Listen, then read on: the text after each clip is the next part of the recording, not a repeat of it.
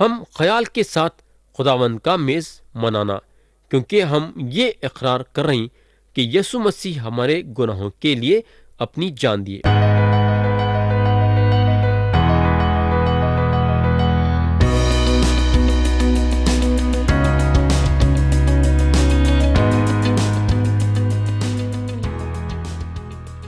یسوع مسیح کے نام سے السلام علیکم پیارے بھائی اور بہن، آپ لوگوں کو یاد ہوگا کہ گئے وقت ہم کورنتھیوں کے نام پولس رسول کا پہلا خط باب 10 اور اس کی آیت 29 سے غور کرنا شروع کرے تھے اور باب 10 کو ختم کرے تھے۔ اس کے بعد ہم باب 11 اٹھائے تھے اور اس کے پہلے 11 آیتوں پہ غور کرے تھے۔ اب ہم کلام کے نئے حصے پہ آئیں گے اور پڑھیں گے آیت 12۔ یا پولس رسول بولتے ہیں، کیونکہ جیسے عورت مرد سے ہے ویسے ہی مرد بھی عورت کے وسیلے سے ہے، مگر سب چیزیں خدا کی طرف سے ہیں۔ تو پیارے بھائی اور بہن، شوہر اور بیوی جدا نہیں ہو سکتے۔ اگر شوہر یا بیوی الگ ہونے کے بارے میں بات کرتے ہیں تو یہ بیکار بات ہے۔ ہم کو معلوم ہونا چاہیے کہ شوہر کو بیوی کی ضرورت ہے اور بیوی کو شوہر کی ضرورت ہے۔ شوہر بیوی کے لیے تحفہ ہے اور بیوی شوہر کے لیے تحفہ ہے۔ یہ نعمت خدا کے طرف سے ہے۔ آیت 13 میں پولس رسول بولتے ہیں، تم آپ ہی انصاف کرو، کیا عورت کا بے سر ڈھکے خدا سے دعا مانگنا مناسب ہے؟ جب ایک عورت خدا کے لیے بات کرتی ہے یا پھر بائبل کی تعلیم دیتی ہے یا پھر دعا کرتی ہے تو وہ لوگوں کا توجہ اپنے پہ کرنا نہیں چاہیے، اپنے جسم کی نمائش کرنا نہیں چاہیے۔ اگر اپنے جسم کی نمائش کرتی ہے تو ایک آدمی کو کھڑا بھی سکتی یا گرا بھی سکتی۔ آیت 14 میں لکھا ہوا ہے، کیا تم کو طبعی طور پر بھی معلوم نہیں کہ اگر مرد لمبے بال رکھے تو اس کی بے حرمتی ہے؟ تو یا پولس صاف صاف بتاتے ہیں کہ ایک آدمی لمبے بال رکھنا نہیں چاہیے، اور اگر رکھتا ہے تو اس کے لیے یہ ایک شرم کی بات ہے۔ مرد لوگ جو ہیں لمبے بال رکھنے کا ہم کو پرانا عہد نامہ میں مثال ملے گا۔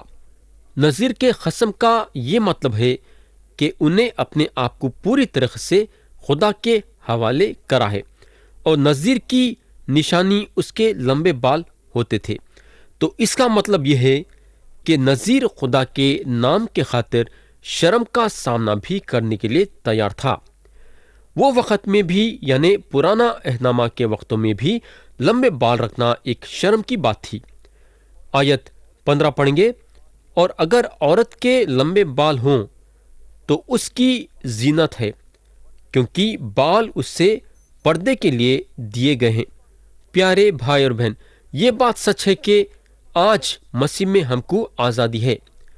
سوال بال کتنے لمبے ہیں گنتی میں نہیں آتا، بلکہ لمبے بال رکھنے کا اس کے پیچھے کیا ارادہ ہے وہ گنتی میں آتا ہے، یعنی کہ کیا ارادے سے لمبے بال رکھ رہے ہیں، وہ چیز جو ہے گنتی میں آتی ہے۔ پولس رسول بولتے ہیں، بال کٹانا یا کپڑے پہننا اہمیت نہیں رکھتا، لیکن انہوں آیت 16 میں بولتے ہیں، لیکن اگر کوئی حجتی نکلے تو یہ جان لے کہ نہ ہمارا ایسا دستور ہے نہ خداوند کی کلیسیاؤں کا۔ تو یہاں پولس رسول یہ بات بول کے ختم کرتے ہیں کہ جہاں تک عورتوں کے کپڑے ہیں یا آدمی کے بال ہیں، کلیسیا کوئی قانون اور قاعدے نہیں بنانا چاہیے۔ جو بات پہ زور دینا ہے وہ اندر کے آدمی کو دیکھنا ہے۔ پرانے طبیعت کو بال کٹانے کی ضرورت نہیں ہے، اور پرانے طبیعت کو راز بازی کا لباس پہننے کی ضرورت ہے۔ میرے دوست، اگر ہم مسیح کے راز بازی کا لباس پہنیں گے اور اگر ہماری پرانی طبیعت کو خدا کے پاک روح کے حوالے کریں گے تو یہ چیز ہمارے باہر کے آدمی کا خیال کریں گی۔ بال کٹانا یا کپڑے پہننا یا کپڑے پہننے سے زیادہ فرق پڑنے والا نہیں ہے۔ پولس رسول یہاں یہ بول رہے ہیں کہ انہوں کلیسیا کو کوئی قانون یا قاعدہ نہیں دے رہے، انہوں یہ ظاہر کریں کہ ان کے خیال میں سب سے اچھی چیز کیا ہے۔ ہم یہ ضرور یاد رکھنا کہ ہمارے سارے مسیحی آزادی میں ہم دوسروں کے بارے میں سوچنا چاہیے اور ہمارے گواہی کے بارے میں سوچنا چاہیے، یعنی کہ ہماری گواہی دوسروں کے سامنے اچھی ہونا چاہیے۔ جو قانون اور قاعدے خدا بنایا ہے اس کے مطابق چلنا چاہیے، اور جو بھی کرتے ہیں خدا کے جلال کے لیے کرنا چاہیے، اور ہمارے چال چلن کے ذریعے سے دوسروں کو تکلیف پہنچانا نہیں چاہیے۔ یہ ہوگا۔ اب ہم ایک نئے مضمون پہ آتے ہیں۔ ایسا لگتا ہے کہ ہم ایک حد سے دوسرے حد کو جا رہے ہیں، یعنی کہ بال اور کپڑوں سے خداوند کے میز پہ آتے ہیں۔ یہ جو ہے بہت ہی پاک حصہ ہے جہاں تک خدا سے رشتہ کرنے کی بات پیدا ہوتی ہے۔ ہم کو معلوم ہونا چاہیے کہ خداوند کا میز کو کئی کلیسیاں غلط طریقے سے سمجھے ہیں، جس کا نتیجہ یہ ہوا کہ کئی جگہوں پہ خداوند یسوع مسیح کی بے حرمتی ہو رہی ہے۔ تو یہاں پولس یہ بتانا چاہتے ہیں کہ خدا ان لوگوں کا انصاف کرے گا جو لوگ یہ میز کی بے حرمتی کریں گے۔ اصل میں دیکھا گیا تو جو ہے کورنتھیوں کے درمیان تھوڑے بیمار تھے اور تھوڑے مر چکے تھے، کیونکہ ان لگا خداوند کے میز کی بے حرمتی کرے۔ ان لگا یسوع مسیح کے بدن کو صحیح ڈھنگ سے نہیں پہچانے۔ میں یہ حیرت کرتا ہوں کہ کیا ہم مسیح کے بدن کو آج صحیح ڈھنگ سے پہچانے ہیں کیا؟ ہم میں سے کئی لوگ وہ طریقے پہ زور دیتے ہیں جو طریقہ یہ خداوند کے میز کے لیے استعمال ہوتا ہے۔ ہم طور طریقے پہ زیادہ زور دیتے ہیں، مگر خداوند کے میز کو مسیح کے بدن میں صحیح طریقے سے پہچانتے نہیں ہیں۔ خداوند کا میز مسیحی لوگوں کی عبادت کا ایک سب سے پاک حصہ ہے، لیکن کورنتھ کی کلیسیا میں یہ میز کی کوئی قدر نہیں تھی اور میز کی بے حرمتی ہو رہی تھی۔ ہم کو معلوم ہونا چاہیے کہ 4 انجیلوں میں سے 3 انجیلوں میں خداوند کے میز کا ذکر ہے، اور یہ کورنتھیوں کے پہلے خط میں یہ میز کے بارے میں دہرایا گیا ہے۔ یہ ایک دلچسپی کی بات ہے کہ کہیں بھی ہم کو یہ حکم نہیں دیا گیا ہے کہ ہم یسوع مسیح کی پیدائش کو یاد کرنا، مگر ہم کو یہ حکم ضرور دیا ہے کہ ہم یسوع مسیح کی موت کو ضرور یاد رکھنا۔ پولس رسول جو ہیں خداوند کے میز کو کافی اہمیت دیے۔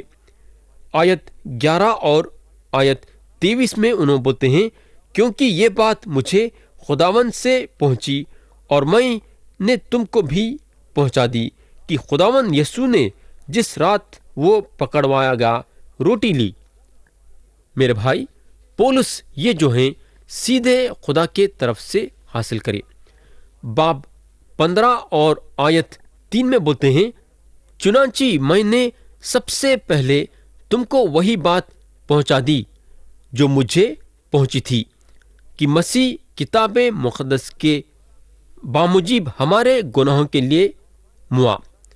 تو پولس رسول کو خدا کے طرف سے سیدھے مسیح کی خوشخبری ظاہر ہوئی اور سیدھے خدا کا میز ظاہر ہوا، اور اس کے بارے میں خدا ان کو خاص صلاح دیا تھا۔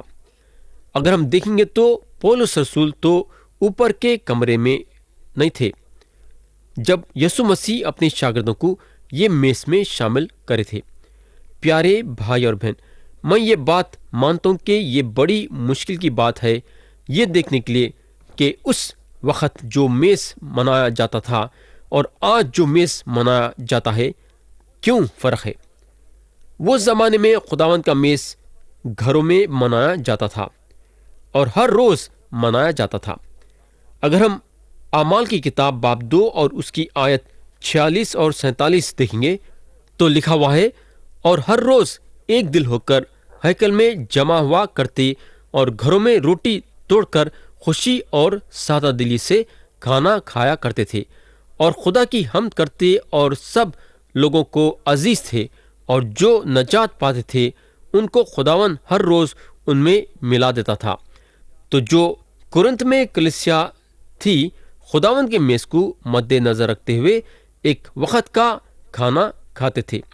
اگر ہم उस ऊपर के कमरे में जो यीशु मसीह अपने शागिर्दों के साथ ईद फसा मनाए देखेंगे, तो फसा मनाने के बाद उन्होंने रोटी लिए और उसको तोड़े। तो यीशु मसीह यहाँ एक नया काम करे। आज अगर हम देखेंगे तो हमको मालूम होगा कि कलीसियाएं में, बैंक्स में, क्लब्स में, इंश्योरेंस कंपनीज में लोग इकट्ठा होकर जश्न मनाते हैं और खाते हैं और एक दूसरों के साथ सोहबत करते हैं। कई लोग कलीसिया के जश्न में हैं, यानी कि शामिल होते हैं और मनाते हैं, उस जश्न की शिकायत करते हैं। शिकायत उस वक्त कर सकते जब कलीसिया जश्न जो है अपने जिस्मानी ख्वाहिश के लिए करती है।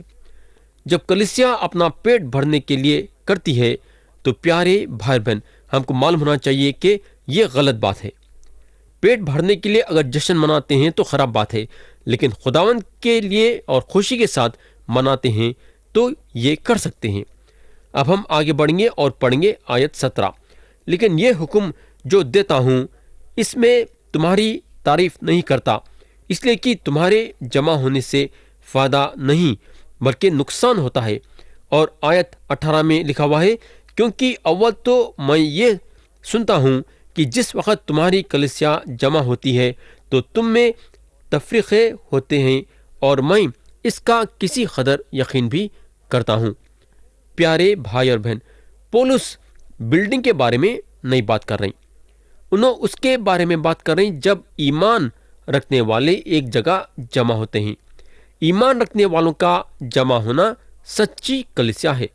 आज जब हम कलीसिया के बारे में बात करते हैं तो हम ये कलीसिया को एक बिल्डिंग के हैसियत से मिलाते हैं। एक बिल्डिंग को हम कलीसिया बोलते हैं। प्यारे दोस्त, बिल्डिंग जो है कलीसिया नहीं है, बिल्डिंग बस बिल्डिंग है।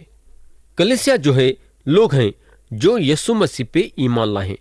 आयत 19 पढ़ेंगे, या पौलुस रसूल बोलते हैं, क्योंकि तुम में बिदअतों का भी होना जरूर है, ताकि जाहिर हो जाए कि तुम में मकबूल कौन से हैं। प्यारे भाई और बहन, ये चीज़ हमको मदद करेंगी वो लोगों के बारे में समझाने के लिए जो मजहबी तौर तरीक़ों में मुब्तला हैं। ऐसे लोग दुनिया के कोने कोने में बसे हुए हैं। अब सवाल ये पैदा होता है कि ऐसे लोगों को खुदा क्यों इजाज़त देता है? या मैं आपको एक मिसाल देना चाहूँगा। क्या आप कभी इस बात पे गौर करें हैं क्या, जब एक औरत कुछ पकाती है और ऊपर कुछ जमा हो जाता है जिसको उन्हें निकाल देती है, तो ऐसा खुदा करता है। मैं आपको सच बात ये बोलना चाहूँगा कि आज कलीसियाएं वो लोगों से भर गई हैं जो यीशु मसीह में ईमान नहीं रखते हैं। काफ़ी लोग जो कलीसिया में जमा हो गए हैं नजात नहीं पाए हैं। उन लोग सिर्फ कलीसिया के मेंबर हैं। खुदा जो है ऐसों को निकाल देता है। मगर अब सवाल ये पैदा होता है कि खुदा ये काम कैसा करता है?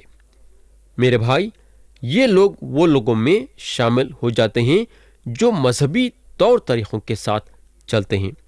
और ये चीज़ पौलुस यहाँ बोल रहे हैं, तुम में बिदअतों का भी होना ज़रूर है। तो खुदा जो है ऐसों को निकाल दे रहा है ताकि जो सही ईमान रखने वाले हैं जाहिर हो जाए। आयत 20 में लिखा हुआ है, बस जब तुम बाहम जमा होते हो तो तुम्हारा वो खाना आशाए रब्बानी नहीं हो सकता। आयत 21 पढ़ेंगे, क्योंकि खाने के वक्त हर शख्स दूसरे से पहले अपना आशा खा लेता है, और कोई तो भूखा रहता है और किसी को नशा हो जाता है। प्यारे भाई और बहन, ये एक ज़बरदस्त बात है। एक गरीब रात के खाने के लिए आता है और उसके पास उतनी सकत नहीं है कि आलू का सालन भी लाए वैसा, यानी कि उन्हें उतना गरीब था और उन्हें भूखा था। उसके बाजू एक दौलतमंद आदमी बैठा था जो तली हुई मुर्गों और आइसक्रीम खाया है, और उन्हें गरीब के पास ये चीज़ पहुंचाना नहीं चाहता है। तो ये लोगों की सोहबत टूट गई थी। ऐसे हालत में ये लोग एक दूसरे के साथ सोहबत नहीं कर सकते थे, और اس کے بعد اور کچھ ہوتا ہے۔ آیت 22 میں لکھا ہوا ہے، کیوں کھانے پینے کے لیے تمہارے گھر نہیں، یا خدا کی کلیسیا کو ناچیز جانتے اور جن کے پاس نہیں ان کو شرمندہ کرتے ہو؟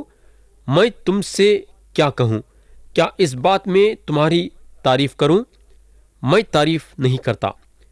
اگر ان میں سچی صحبت کرنے کی قابلیت نہیں تھی تو ان لوگوں کا گھر میں رہنا بہتر تھا، ہے نا؟ ان لوگ کیا کر رہے تھے بولے تو کلیسیا کے ٹکڑے ٹکڑے کر دے رہے تھے، اور تھوڑے تو حد سے زیادہ نشے بازی کر رہے تھے۔ ایسے لوگوں کو یسوع مسیح کے موت کے بارے میں بھی خیال نہیں آ رہا تھا۔ تو پولس رسول صرف یہ بولتے ہیں، کیا اس بات میں تمہاری تعریف کروں؟ میں تعریف نہیں کرتا۔ آیت 23 میں لکھا ہوا ہے، کیونکہ یہ بات مجھے خداوند سے پہنچی اور میں نے تم کو بھی پہنچا دی کہ خداوند یسوع نے جس رات وہ پکڑوایا گیا روٹی لی۔ بعضی وقت لوگ بولتے ہیں ان لوگاں خداوند کا میز اس طریقے سے جماتے ہیں جس طریقے سے خداوند اپنے شاگردوں کے ساتھ منائے تھے۔ اس کے بعد ان لوگاں صبح کے 11 بجے کے عبادت میں مناتے۔ اگر آپ وہ وقت پہ منانا چاہتے ہیں جس وقت یسوع مسیح منائے تو وہ رات کے وقت ہونا چاہیے۔ یسوع مسیح اور ان کے شاگرد رات کے وقت فسح کھائے اور وہ وقت پہ مسیح یہ میز قائم کرے، اور وہ رات کو ان کو دھوکہ دیا گیا، اور یہ رات کے کھانے کے وقت انہوں روٹی لیے۔ آیت 24 میں لکھا ہوا ہے، اور شکر کر کے توڑی اور کہا کہ یہ میرا بدن ہے جو تمہارے لیے ہے، میری یادگاری کے واسطے یہی کیا کرو۔ ہم کو معلوم ہونا چاہیے کہ پولس رسول اوپر کے کمرے میں موجود نہیں تھے۔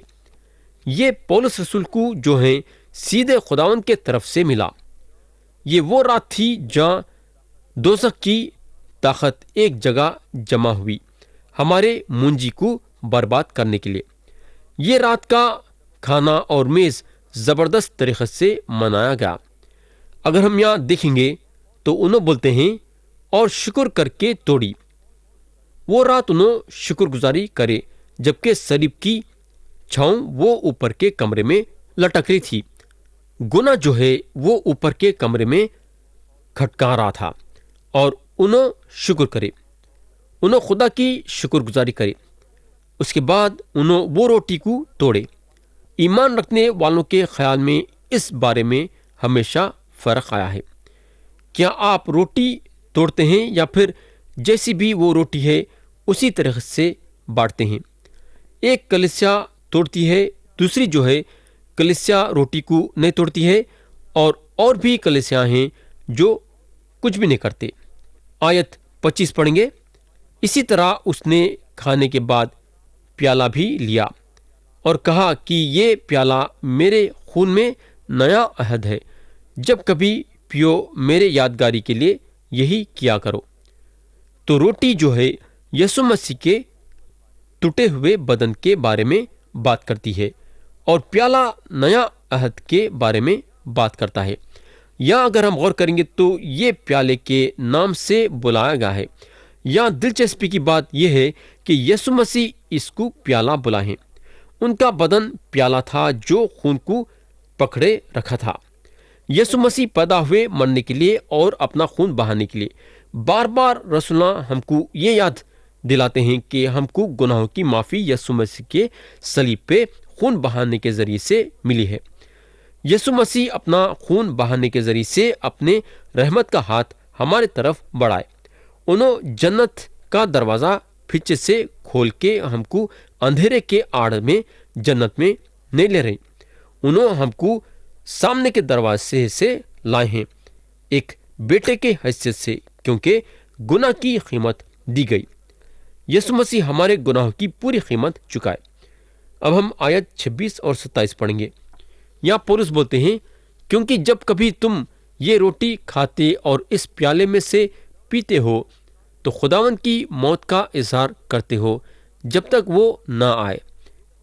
اس واسطے جو کوئی نامناسب طور پر خداوند کی روٹی کھائے یا اس کے پیالے میں سے پیے، وہ خداوند کے بدن اور خون کے بارے میں قصوروار ہوگا۔ پیارے بھائی اور بہن، پولس خاص طور سے صلاح دیے کہ خداوند کا میز کیسا منانا چاہیے۔ ہم خیال کے ساتھ خداوند کا میز منانا، کیونکہ ہم یہ اقرار کر رہے ہیں کہ یسوع مسیح ہمارے گناہوں کے لیے اپنی جان دیے۔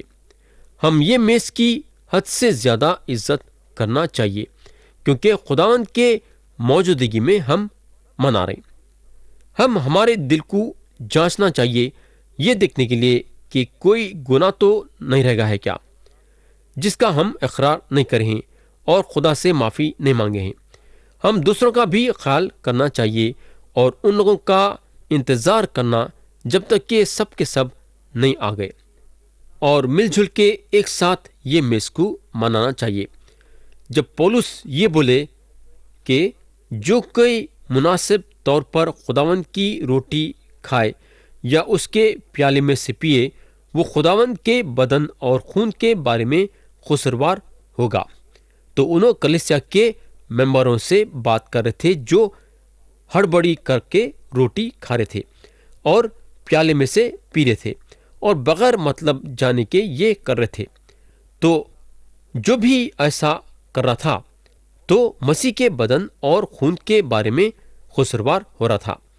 اس کا مطلب یہ ہے کہ مسیح کی قربانی کی عزت کرنے کے بجائے وہ لوگوں کے ساتھ حصہ بانٹ رہے تھے جو یسوع مسیح کو قصوروار ٹھہرا کے صلیب پہ چڑھائے۔ ہم کو معلوم ہونا چاہیے کہ کوئی بھی مناسب نہیں ہے مسیح کے میز کے لیے۔ ہم سب گنہگار ہیں جو فضل کے ذریعے سے نجات پائے ہیں، اس لیے ہم مسیح کے میز میں شامل ہونے سے پہلے اپنے اپنے دلوں کو جانچنا اور اپنے دل میں دیکھنا کہ کوئی گناہ رہ گیا ہے جس کا ہم کو خدا کے سامنے اقرار کر کے خدا سے معافی مانگنا ہے۔ اگر ہم بے عزتی کے ساتھ خداوند کے میز میں شامل ہوں گے تو خدا ہم کو قصوروار ٹھہرانے کے لیے پیچھے نہیں ہٹیں گا۔ تو یہ بات کا خیال کرنا ہم سب کے لیے ضروری ہے۔ تو میں کلام کو ختم کرنا چاہوں گا یہ دعا کے ساتھ کہ خدا ہم سب کو آج کے کلام کے ذریعے سے برکت دے، یسوع مسیح کے پیارے اور بلند نام میں آمین۔